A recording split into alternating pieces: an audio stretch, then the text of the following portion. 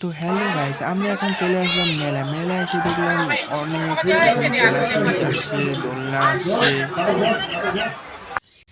তারপর একটু আগে ভিতরে এসে দেখলাম এখানে জল ঢালার জন্য প্রচুর ভিড়। সকাল সকাল সবাই আসে জল ঢালার জন্য। তো সামনে ঠাকুরের কাছে প্রচুর ভিড়, তারপর লাইন লেগে আছে সবাই সকাল সকাল জল ঢালার জন্য। তো প্রচুর আমরাও আসছিলাম। তোমরা দেখতে পাচ্ছ যে কত বড় লাইন, সকাল 8টা বেজে এখন এত বড় লাইন হয়ে গেছে। সবাই দাঁড়া আছে লাইনের ভিতরে, ভিতরে যাওয়া যায় না। প্রচুর সকাল সকাল সবাই চলে আসছে জল ঢালার জন্য, অনেক ভিড়।